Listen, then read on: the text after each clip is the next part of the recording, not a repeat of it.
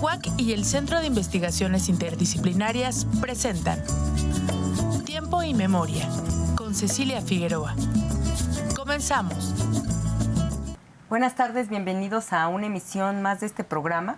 Estamos transitando septiembre y pues evidentemente no podemos dejar pasar de hablar de los acontecimientos históricos, sobre todo en un lugar como Querétaro, y afortunadamente en la Facultad de Filosofía tenemos especialistas en estas temáticas. La doctora Patricia Pérez Munguía es especialista y ha historiado al corregidor Miguel Domínguez e incluso formó parte de la comisión de los festejos que derivaron en la develación de su busto en la casa de la corregidora o Palacio de Gobierno. Pati, gracias por estar aquí. Hola, buenas tardes, un placer. ¿Qué tal? ¿Qué tal? Platícanos, tú has historiado a Miguel Domínguez y te decía que, bueno, la que destaca paradójicamente es la señora Josefa Ortiz de Domínguez, incluso en una especie de usurpación de funciones de la historia, a ella le llaman la corregidora. Entonces tú has hecho investigación de todo el trabajo que hizo don Miguel Domínguez para pues finalmente que se lograra la independencia. Platícanos por favor de don Miguel. Sí, a don Miguel Domínguez lo tenemos como no bien ubicado en sus funciones, ¿no? Primero respondo a lo que comentas de doña Josefa. Pues doña Josefa no es una corregidora. Todos entendemos, ya se ha mencionado varias veces, que el cargo público, el cargo real que tenía Miguel Domínguez, pues era un cargo de corregidora. Además tenía una temporalidad, duraban 3 años, ¿no? Y el cargo, bueno, 3 años con posibilidad de renovación. Ella no podía tener un cargo público, ella era la esposa del corregidor, ¿no? Y por otro lado también, pues sí, la figura de Miguel Domínguez a mí me ha llamado mucho la atención. En algún momento me encontré con unos escritos que había publicado David Brading en un boletín del Archivo General de la Nación de los años 70. Publicó 2 escritos de Miguel Domínguez, leí los escritos y la verdad es que me encantaron. No eran escritos así literarios, eran escritos que eran parte de sus funciones como corregidor. Son respuestas políticas, es un informe y una carta, ¿no? Pero son documentos públicos que tienen un trasfondo muy interesante y que nos habla de la mentalidad de Miguel Domínguez. Y eso me llevó a estudiar un poquito más porque tú te acuerdas que yo trabajo a los esclavos, sí, a los esclavos de origen africano, y el archivo judicial, en la parte criminal, no en la parte civil, pues a mí me interesaba mucho ver cuáles eran los delitos de los esclavos y de los negros, mulatos, libres y esclavos. Y obviamente pues Miguel Domínguez era la autoridad del corregimiento y a él llegaban estas causas. Él era juez, es la autoridad pública, digamos. Justicia mayor, se decía en ese momento, es la justicia mayor del corregimiento. Entonces es un juez. Y como juez va a dar sentencia en algunos procesos criminales. Y ahí es en donde me llamaba mucho la atención que había pues autos de sentencia no eran excesivos, pues, contra esta población. Y esto me da la impresión que es como en un acto de piedad. Era benevolente. Benevolente hacia algunas cuestiones. Veo un hombre justo, supongo que está muy vinculado a las causas populares de ese momento, y pues es un juez y es un hombre que sabe de letras, sabe de leyes. Debe ser abogado, ¿verdad? Me decías el corregidor. Sí, debe ser un abogado porque en el tiempo en el que él asume el cargo de corregidor, Querétaro había ya sido nombrado corregimiento de letras. Uh-huh. Esto es importante también hacer la diferencia entre un corregimiento común, digamos. Los corregimientos, Fernando de Aragón fue el que, digamos, instala los corregimientos. Es una figura que está vinculada a la unión de los reinos de Aragón y de Castilla, con el matrimonio de Fernando y de Isabel. Ahí se instala esta figura. La definen como un hombre de capa y espada, o sea que tenía que saber de letras, ¿no? Algo de leyes, pero también de guerra. Eso era un poco un hombre de capa y espada. Esos corregidores llegan aquí a la Nueva España. ¿Aquí a qué se dedicaba un corregidor? En principio, pues al repartimiento de indios. ¿Deben ser peninsulares o español? Debían ser ahora, peninsulares. ¿sí? El corregidor, antes de ser letrado, debía ser un peninsular. Algunos los empiezan a denunciar por excesos. Sí, eran abusivos, esa es la verdad, porque pues llevaban a los indios como repartimiento, era la forma de pagar el tributo al rey con trabajo, a las minas, forzoso. Haciendas, era un trabajo forzoso, y ellos pues llevaban, digamos, estas cuadrillas de trabajadores, pero los obligaban a que en el camino, pues dame de comer, carga mis cosas. Entonces tenían que ya sea pescar, cazar, recolectar algo para hacer de comer, y ellos siempre salían beneficiados, ¿no? Entonces la gente se quejaba de ellos. Esto vamos a verlo durante todo el periodo de los Habsburgo. En el periodo de los Borbón las cosas cambian. ¿Es a partir de la segunda mitad del 18? No, en realidad el periodo Habsburgo concluye, así como concluye en 1701, ¿no? Con la muerte del rey, y no tienen un heredero sucesorio, porque tienen a alguien que le llamaban el hechizado. O sea, es un sucesor, pero pues tiene problemas de formación muy fuertes, no es capaz de llevar a cabo pues un reinado, y menos de la importancia que era el reino español. Entonces, Mariana de Neuburgo, su mamá, asume de alguna manera, por un momento muy breve, esa responsabilidad en lo que hay una sucesión. Perdón que te interrumpa. Sí. Mariana es la que expide una real cédula en donde nombra Querétaro la tercera ciudad del reino. Sí. Okay. Ella en importancia. En importancia, porque es un lugar que tiene obrajes, tiene la Real Fábrica de Tabacos, tiene también muchos telares, así como en casa hay gente viñedos, ¿verdad? Algunos viñedos. O sea, es un lugar, digamos, en términos de la época, industrioso. O sea, era como le decían. Entonces sí, es un lugar que produce, y además también en las garitas yo he visto entrada de dinero por pulques.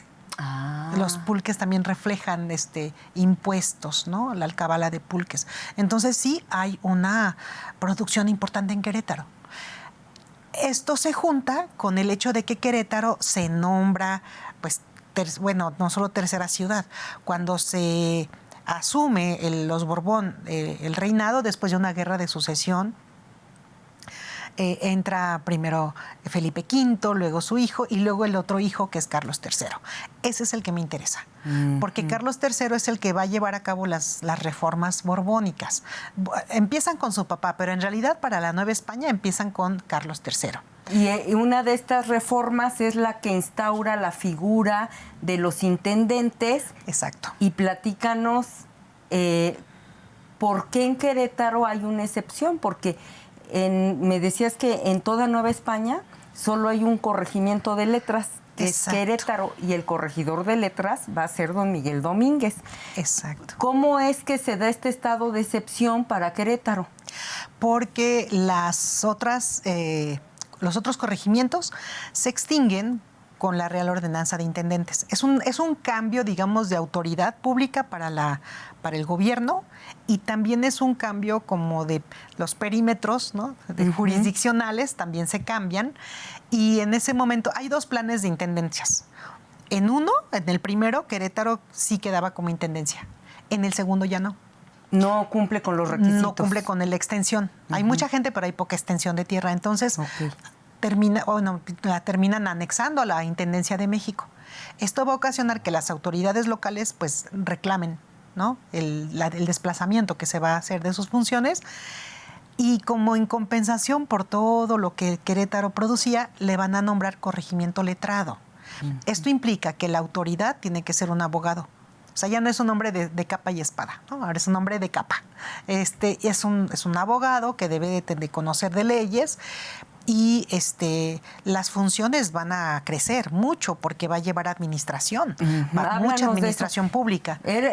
Tú ves las funciones de esos hombres y pareciera que son lo que ahora es Poder Judicial, Legislativo y Ejecutivo, pero juntos, ¿verdad? Sí, de hecho en ese momento eran las 4 causas, ¿no? Justicia, guerra, hacienda. Ay, se me fue la otra vez. Justicia, guerra, guerra. Es gobierno, justicia, guerra y hacienda. Entonces, son todas las causas, las está viendo la autoridad, decimos la máxima autoridad del lugar, ¿no? Que es la justicia mayor. Y todo ello llega al escritorio del corregidor. O sea, llegan desde, bueno, había pequeños jueces, que son los alcaldes, ¿no? Y también había gobernadores de indios, ¿no? No hay que olvidar eso, porque los indios tenían también esta capacidad de impartir justicia en sus pueblos. Entonces, tenían otro gobierno aparte. Era un gobierno, pues, local, y Querétaro estaba rodeado de pueblos de indios, ¿no? A lo que ahora son barrios, el San Francisquito, Paté, San Roque, Santísima Trinidad, eran pueblos de indios y muchos tenían gobernadores. Y el gobernador es un juez. Pero a veces los delitos eran graves o sobrepasaban las funciones del gobernador de los indios. Y entonces subían a la siguiente justicia, que es la justicia mayor, es el corregidor. Por eso algunas causas de los indios le llegan al corregidor. Y además también una de sus funciones es proteger a los indios. Del corregidor letrado tenía que proteger a los indios. En los otros corregidores no. Pero un poco para que sobreviviera esta figura por el abuso que habían tenido, ahora lo nombran protector de los indios. Entonces tiene que ver las causas y tiene que impartir justicia, digamos, protectora. Quiero decirte una hipótesis. Yo creo que don Miguel Domínguez no pasó a la historia porque ese pedacito de la historia que es cuando se descubre la conspiración por la independencia, en ese pedacito tuvo que fungir como el malo, mandar a apresar a los hermanos Epigmenio y Emeterio, incluso dejar que se llevaran a la cárcel a su esposa, y él así como que se tuvo que mantener como un funcionario de la corona. Y la que echaba bronca siempre era doña Josefa Ortiz de Domínguez.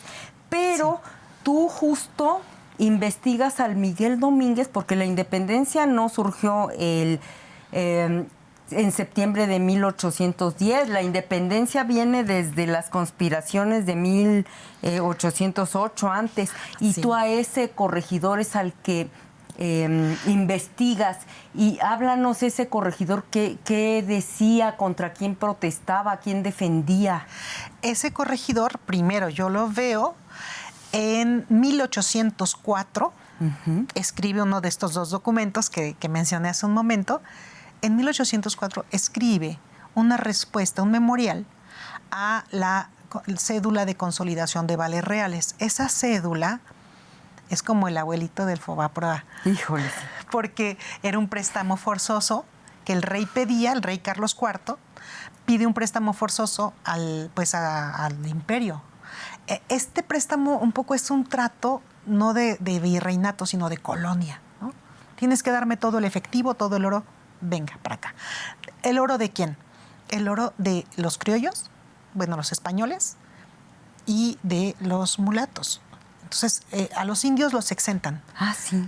Porque dicen las cofradías las cofradías de españoles y de mestizos y de mulatos manejan las hipotecas, tienen efectivo. Aquí hay que aclararle a los televidentes, que no son historiadores como tú, que las cofradías eran como los bancos de ahora, es decir, eran esas corporaciones que había por gremios y por castas, por origen étnico, que se congregaban en una capilla, en un templo, y ellos eran los que prestaban el dinero. Entonces, imagínate. Lo más parecido que tendríamos ahora sería una caja popular. Así funcionaban las cofradías. Desfalcan a la caja popular y luego que se cae la economía. Pues se cae la economía porque los hacendados eran los que más usaban estas cofradías.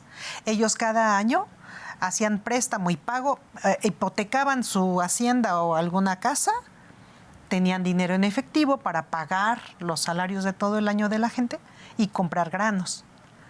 Y con eso sembraban, vendían y pagaban y volvían a endeudarse. Era la manera en la que funcionaba la economía novohispana. Sí. Entonces, con esto, pues, si se llevan el efectivo, ¿quién les va a prestar? Y además los obligan a que rápido paguen la hipoteca que adeudan. Y si no la pagan, que rematen el bien para que paguen. Así perdieron, pues, mucho su hacienda. Hidalgo, así perdió la familia de Hidalgo su hacienda, la familia de Allende, la familia de Aldama. O sea, si uno ve qué es lo que les pasó, ¿por qué conspiraron? Pues porque perdieron mucho. Y Miguel Domínguez lo que hizo es que escribe este memorial para pedir. que no se haga esta injusticia. Y maneja la palabra injusticia.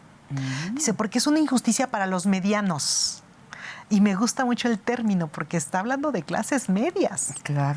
Pese a que todavía no está Marx, todavía no se escribe el manifiesto ni nada de esto, dice Miguel Domínguez, es una injusticia para los medianos, que son el motor de la economía. De la economía.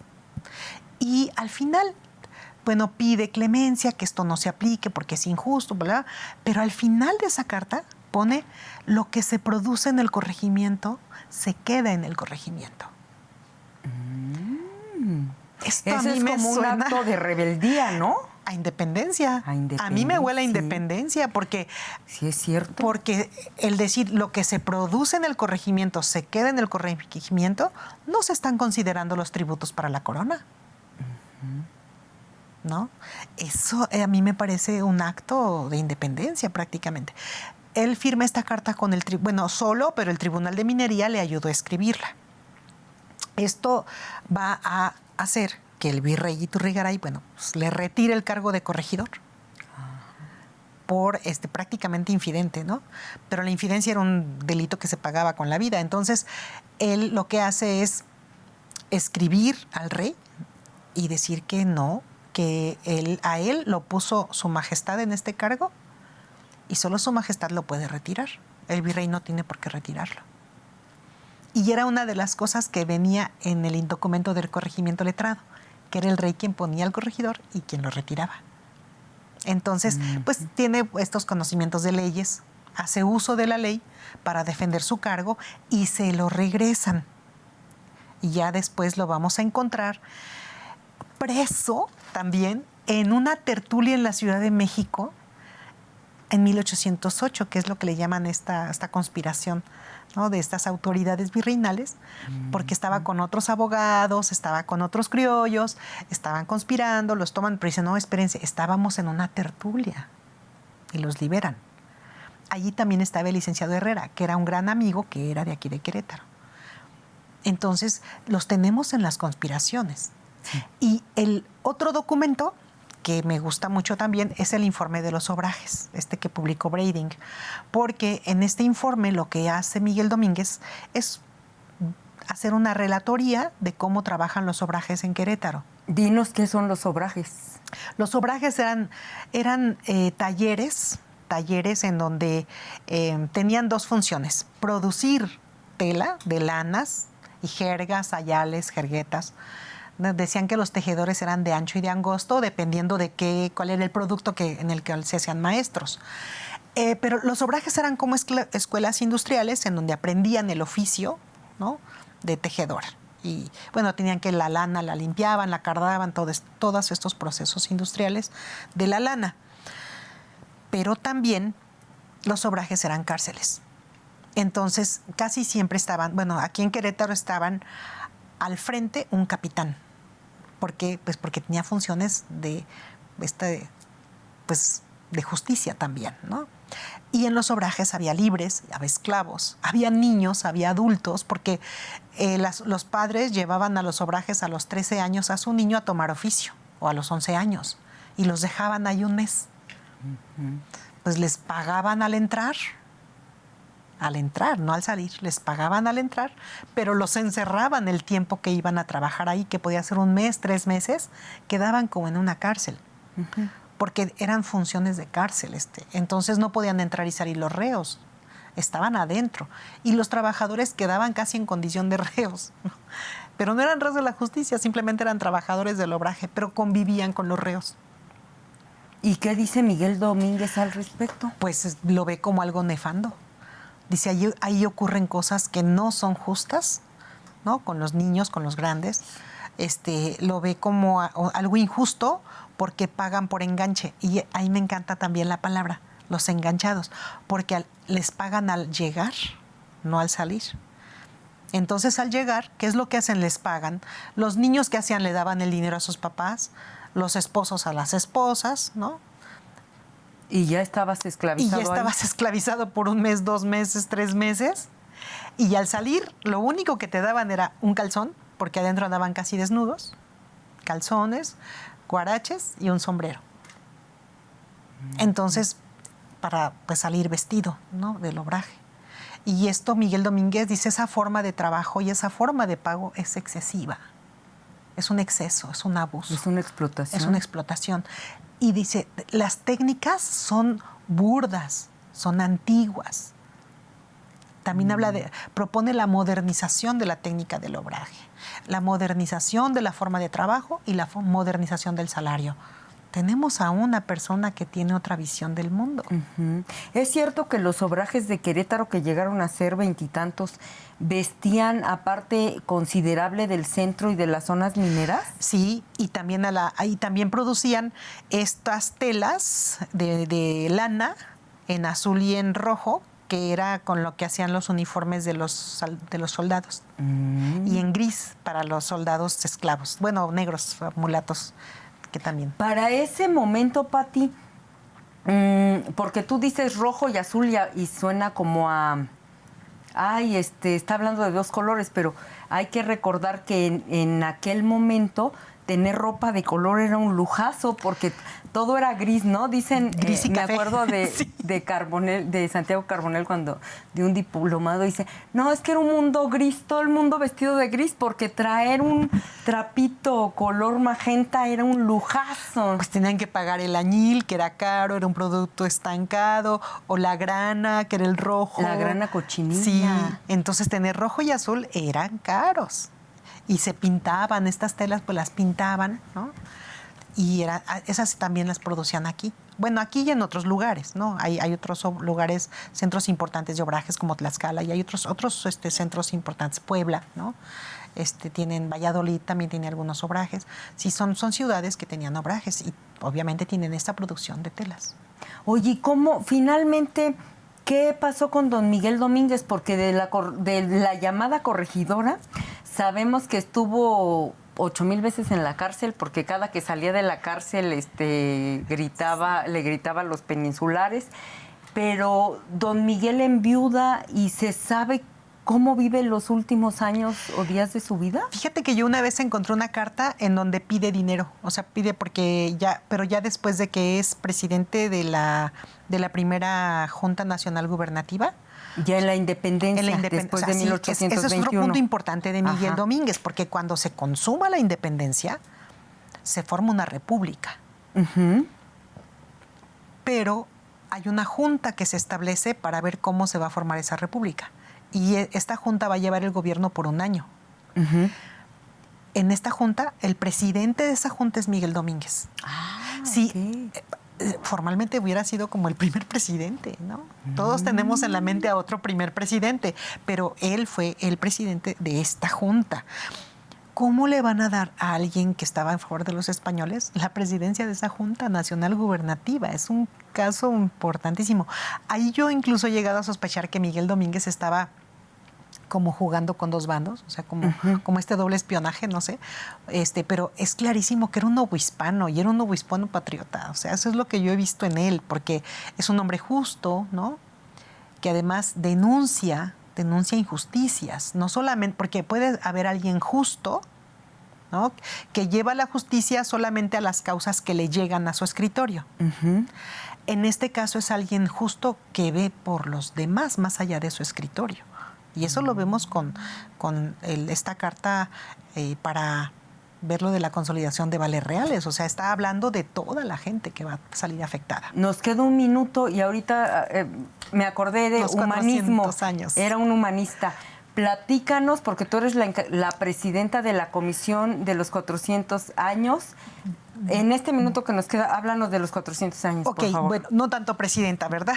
Más bien estoy coordinando. Estoy como responsable de la comisión de los festejos de los 400 años. A esto, en la Facultad de Filosofía, tenemos 400 años conmemorando los estudios humanistas en Querétaro. Y esto pues es una fiesta para toda la UAC, ¿no?, para toda la universidad, porque pues es un tiempo muy importante de estudios humanistas en el edificio que alberga la Facultad de Filosofía. Que fue el Colegio Jesuita de San Ignacio de Loyola y San Francisco, Y San Francisco Javier, ¿verdad? los dos colegios, exactamente. Pues muchas gracias, doctora Patricia Pérez Munguía, por acompañarnos en Tiempo y Memoria. Gracias a ustedes por Y a invitarme. nuestros televidentes nos vemos en la próxima emisión. Buenas tardes. TV UAC y el Centro de Investigaciones Interdisciplinarias presentaron Tiempo y Memoria con Cecilia Figueroa. Gracias por acompañarnos.